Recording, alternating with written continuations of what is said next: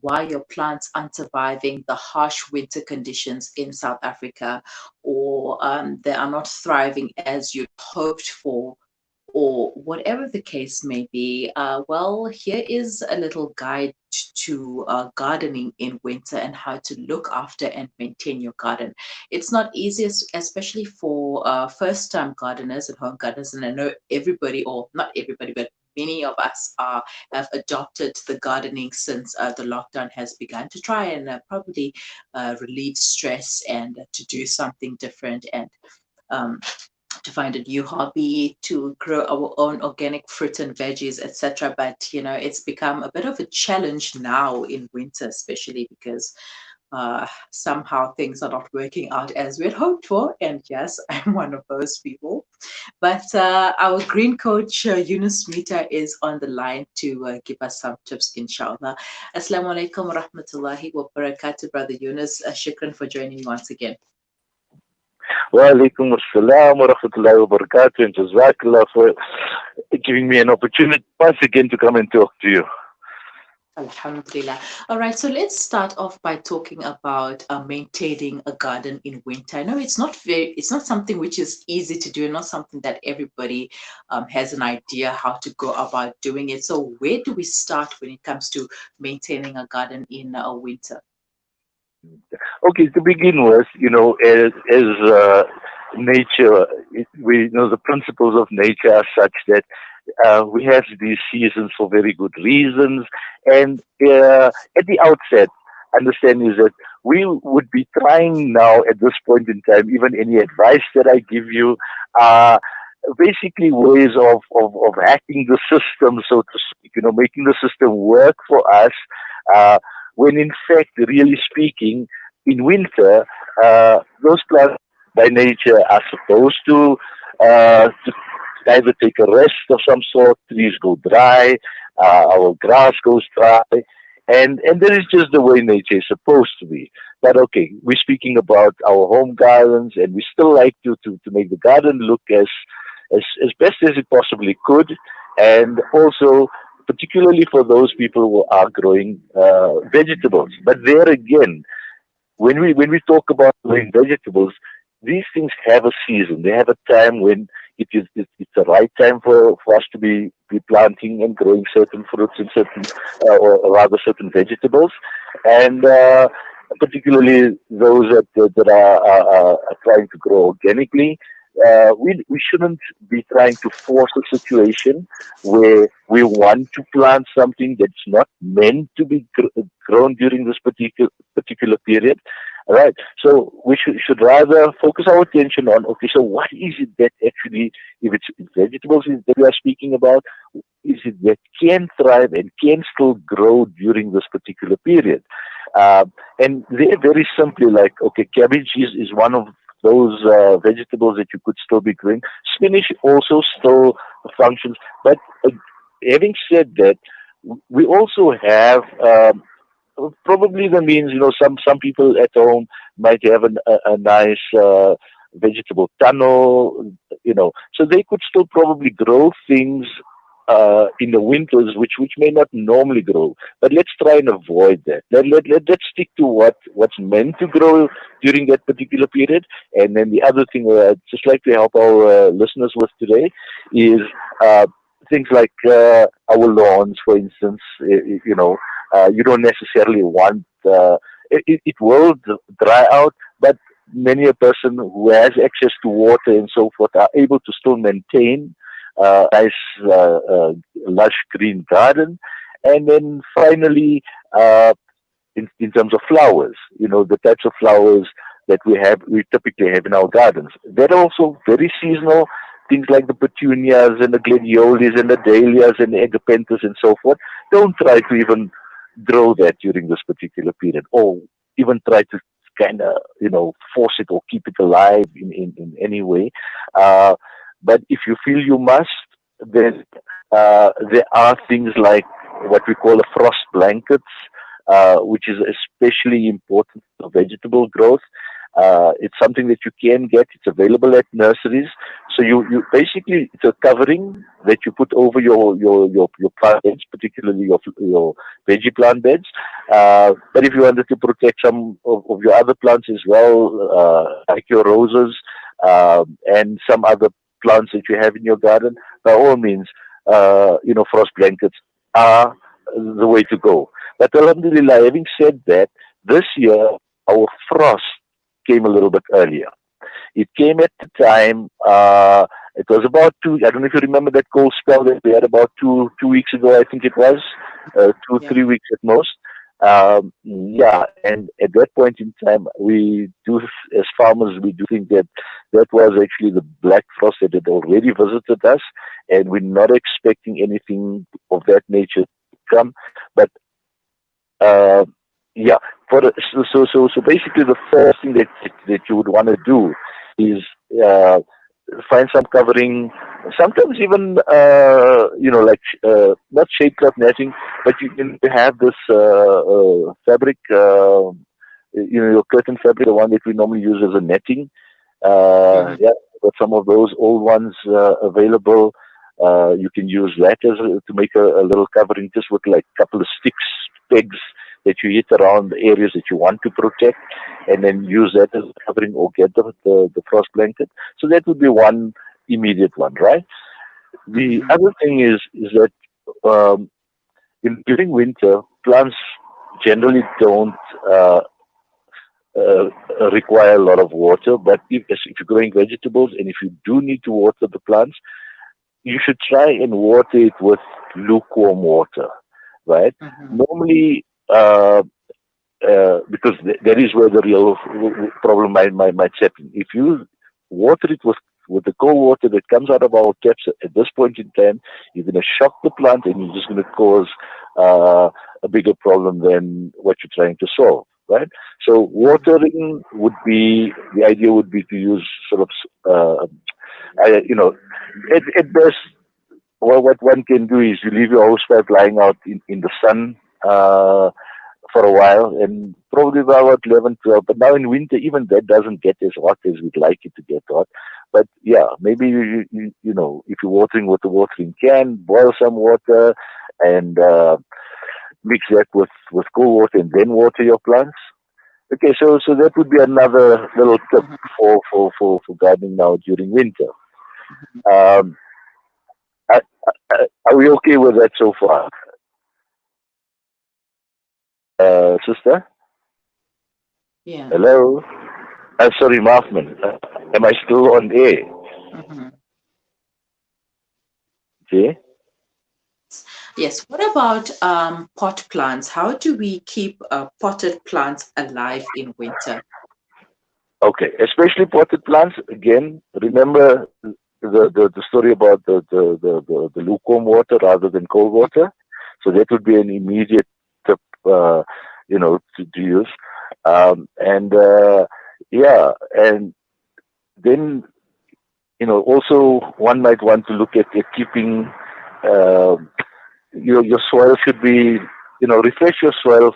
Like in winter is usually that time of the year when you want to kind of refresh your soil, both in your pot plants as well as in your gardens. You want to add a little bit of compost to it, to your lawn dressings, for instance. This would be the right time to basically start doing that. Uh, and the uh, the idea of succulents, like pot plants, but go with go with succulents generally. Like I said, the particular petunias and dahlias and so forth are not they're seasonal, and Mm-hmm. whereas succulents, on the other hand, require very little water and they thrive in winter as well. And they maintain their color. We can call them Mm-hmm. evergreen plants as such. So they thrive during winter. So I would advise if people do want to start gardens and do want to maintain some beauty in terms of plants and so forth, uh, go with succulents. And this might be the right time. If your plants have died already, time to refresh, take them out. but replace it with maybe something like succulents. And there's a beautiful variety of succulents and other uh, herbs are also another excellent thing to start putting into pots. One can even do vegetables in pots as well, right? And even if you just wanted to grow sufficient for your family, and yeah, but basically the Mm-hmm. main step at this point in time is don't shock the plant with giving it cold water. Use lukewarm water, and then to naturally don't use any harmful chemicals and pesticides and that type of thing. Stick with those things that are a little more organic and natural. And one of those things is, believe it or not, but it's salt water, either Epsom salts or Himalayan pink salt, not the white hydrated salt. Make a solution with Yeah. Himalayan pink salt or Epsom salts and put it in a spray bottle. And you can spray your plants with that. It's brilliant at keeping some of the aphids and other Okay. insects which normally eat our plants. It keeps them at bay, right? Mm-hmm.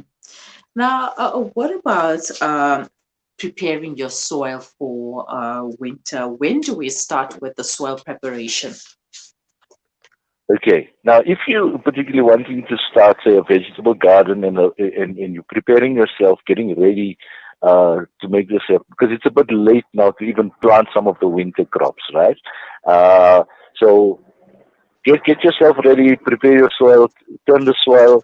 Uh, and again, one needs to, and your nursery would probably be able to advise you in terms of what type of compost or fertilizer would be ideal for what it is that you are growing. But very quickly, just to give our listeners a bit of knowledge, uh, you know, Mm-hmm. it's a complex thing, right? But very simply, plants primarily need three things: nitrogen, phosphorus, and Mm-hmm. potassium. N, P, and K. And that is how fertilizer or compost is sold. It is sold, you know, so in terms of the ratio of what's present in it, like for instance, if you go to a nursery and you buy what is called a 3-to-1 fertilizer, what that means is that Yeah. it's three parts of nitrogen, two parts of potassium, phosphorus, and one part of potassium, NPK. That's how it's read. Now, one very quickly needs to understand, okay, if you're growing vegetables in particular, it becomes very relevant because, and although there's hundreds of different types of vegetables that we grow and can become very tricky and complicated, but keeping it simple, uh, you have all the vegetables are usually categorized are put into three categories. Leaf crops, where you eat the leaf of the plant, like spinach, cabbage, lettuce, right? And then you have root crops, where you eat the root, like carrots, potatoes, um, can't think of another one, beetroots, right?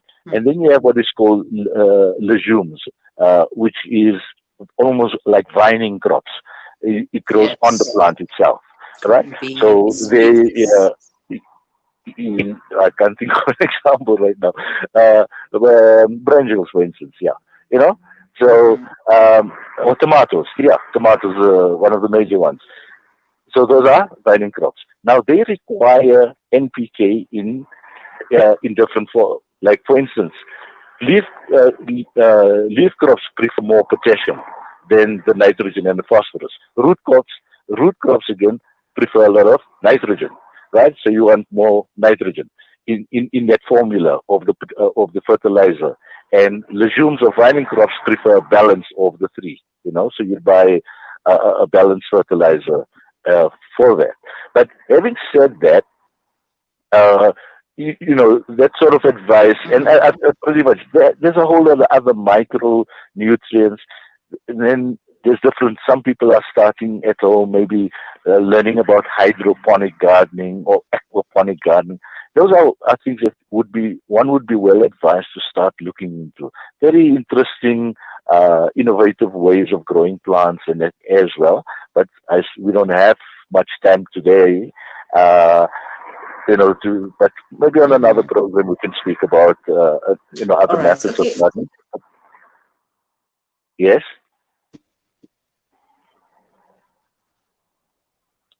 Sorry, I'm not hearing anything. Can you hear me now? Now I can hear you. All right, alhamdulillah. So, now what about protecting plants from the cold, windy days, especially during the day when you want your plants to get some sunlight, but then there's this cold wind that's blowing, and you the plants end up dying. Yes. Sunlight is especially important for plant growth, very important. And, most plants would want at least about a minimum of about 20 to 40%, between 20 and 40% of sunlight for the day. So be very careful when planning your gardens as well. When putting pots are a lot easier, you can shift them around, to where there is sun. But when you're planning your garden, look at how uh, the sun kind of carries itself during the course of the day. So yeah, but most plants, at least on average, about 40% sunlight is what most plants would want for the day. At worst, at the very least, at least 20% of sun for the day. Right? All right, okay. We're going to leave it there for today. But shukran so much for your time and for the tips. I hope that our listeners can make use of it, especially, well, it's a bit too late if you want to start planting now, but for what you already Yes. have planted, I hope these tips will come into good use. Shukran and assalamu alaikum. Jazakallah khair for the opportunity and wa alaikum assalam wa rahmatullahi wa barakatuh.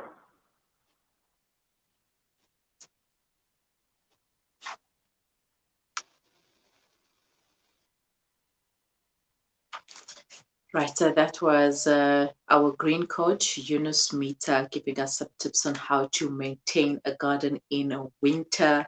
Also, that you can grow in winter, you can just Google them. Good examples are cabbages, cauliflower, cabbages and their family.